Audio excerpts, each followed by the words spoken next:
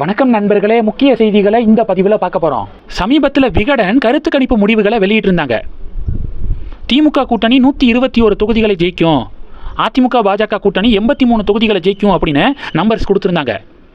திமுகவுக்கு தனிப்பெரும்பான்மை கிடைக்காது, கூட்டணி கட்சிகளுடைய ஆதரவோடு தான் அவங்க ஆட்சி அமைக்க முடியும் அப்படின்னு சொல்லியிருந்தாங்க.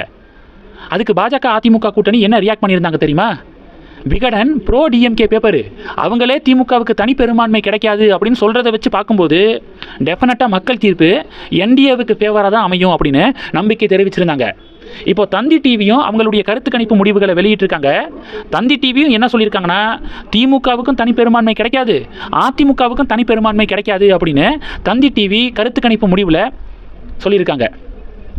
பாஜகவை பொறுத்த வரைக்கும் 3லிருந்து 8 தொகுதிகள் பாஜக ஜெயிக்கிறதுக்கு வாய்ப்பு இருக்குது அப்படின்னு தந்தி டிவி அவங்களுடைய ஒப்பீனியன் போல் சர்வேல குறிப்பிட்டிருக்காங்க. 200 தொகுதிகளுக்கு மேலே ஜெயிப்போம், ஈஸியாக ஜெயிப்போம் அப்படின்னு திமுக முதல்ல கணக்கு போட்டு வச்சுருந்தாங்க. ஆனால் தேர்தல் நாள் நெருங்க களம் தினம் மாறிக்கிருக்கு, என்டிஏவுக்கு ஃபேவராக களம் திரும்பிக்கிருக்கு அப்படிங்கிறத ஒவ்வொரு கருத்து கணிப்பு முடிவுகளும் நிரூபிக்குது அப்படின்னு பாஜக அதிமுக தொண்டர்கள் பதிவுகள் போடுறாங்க. தந்தி டிவியுடைய அந்த ஒப்பீனியன் போல் ரிசல்ட்டை ஷேர் பண்ணி தமிழக சட்டப்பேரவை தேர்தலை ஒட்டி என்டிஏவுக்காக ஆந்திராவுடைய முதல்வர் சந்திரபாபு நாயுடு கேம்பெயின் பண்ணியிருக்காரு. ஆந்திராவை ஒட்டி இருக்கக்கூடிய தமிழக மாவட்டங்களில் இருக்கக்கூடிய தொகுதிகளில் கேம்பெயின் பண்ணியிருக்காரு. அப்போ சந்திரபாபு நாயுடு பேசினது திமுக கூட்டணிக்கு பயங்கர கதறலை ஏற்படுத்தியிருக்கு. திமுக கூட்டணி எப்படி பரப்புரை பண்ணுறாங்க? இந்த தேர்தல் தமிழ்நாடுக்கும் டெல்லிக்குமான தேர்தல், தமிழ்நாடு வெர்சஸ் என்டிஏ அப்படின்னு சொல்லிட்டு பரப்புரை பண்ணுறாங்க. அதாவது திமுக கூட்டணி தான் தமிழ்நாடாம், இப்படி கேம்பெயின் பண்ணுறாங்க. திமுக பாணியிலேயே திமுகவுக்கு ஆப்பு வச்சிருக்காரு சந்திரபாபு நாயுடு. சந்திரபாபு நாயுடு எப்படி பிரச்சாரம் பண்ணியிருக்காருன்னா, தமிழ்நாடு ஜெயிக்க வேண்டும், திமுக தோற்க வேண்டும். தமிழ்நாடு ஜெயிக்கணும்னா என்டிஏ ஆட்சிக்கு வரணும், திமுக தோக்கணும் அப்படின்னு திமுக ரூட்லேயே சந்திரபாபு நாயுடு கேம்பெயின் பண்ணி திமுகவுக்கு செக் வச்சிருக்காரு அப்படின்னு இந்த செய்திகள் வைரலாக ஷேர் ஆகுது. இன்னையோட கேம்பெயின் முடியுதா? லாஸ்ட்டு 13 நாளில் அண்ணாமலை 100 தொகுதிகளுக்கு மேலே கேம்பெயின் பண்ணியிருக்காருங்க. தமிழக அரசியல் தலைவர்களை லாஸ்ட்டு 12 டேஸை நீங்கள் எடுத்து பார்த்தீங்கன்னா அதிக தொகுதிகளில் பிரச்சாரம் பண்ணது அண்ணாமலை தான். அண்ணாமலைக்கு பாராட்டுகள் குவிந்து வருது. அண்ணாமலை பிஜேபியுடைய மாநில தலைவர் கிடையாது, பிஜேபியில் எந்த பொறுப்புலையும் இல்லை.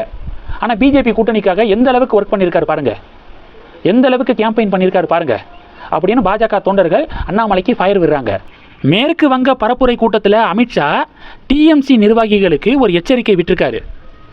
தேர்தல் நாள்லையோ தேர்தல் ரிசல்ட்டுக்கு பிறகோ டிஎம்சி கூன்ஸ் பார்த்தீங்கன்னா, மக்களை அச்சுறுத்த பார்த்தீங்கன்னா, மே 5ஆம் தேதி டிஎம்சி கூன்ஸு தலைகீழாக கட்டி தொங்க விடப்படுவார்கள், தலைகீழாக கட்டி தொங்க விட்டுருவேன் பார்த்துக்கோங்க அப்படின்னு ஹோம் மினிஸ்டர் அமித்ஷா பேசியிருக்காரு.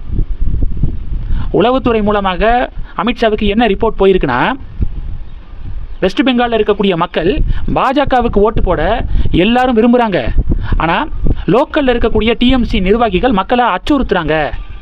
டிஎம்சிக்கு ஓட்டு போடாமல் பிஜேபிக்கு யாரெல்லாம் ஓட்டு போடுறீங்களோ அந்த ரிப்போர்ட்டு எங்களுக்கு கிடச்சிரும், எங்களுக்கு தகவல் வந்துடும், அப்புறம் அவ்வளவுதான் பார்த்துக்கோங்க அப்படின்னு சொல்லிட்டு டிஎம்சி நிர்வாகிகள் மிரட்டுறாங்களாம் லோக்கல் மக்களை. அதில் பயந்து தான் பிஜேபிக்கு ஓட்டு போடாமல் டிஎம்சிக்கு ஓட்டு போட்டாங்க 2021 மக்கள். எலெக்ஷன் ரிசல்ட்டுக்கு பிறகு ஒரு பெரிய வயலன்ஸு வெஸ்ட் பெங்காலில் நடந்துச்சு. பாஜக தொண்டர்களுடைய வீடுகள் குறிவைக்கப்பட்டுச்சு. இந்த வாட்டி அது நடந்துடக்கூடாது அப்படின்னு ஹோம் மினிஸ்டர் அமித்ஷா வெஸ்ட் பெங்காலையே முகாமிட்டு தேர்தல் வேலைகளை பார்த்துக்கிருக்காரு.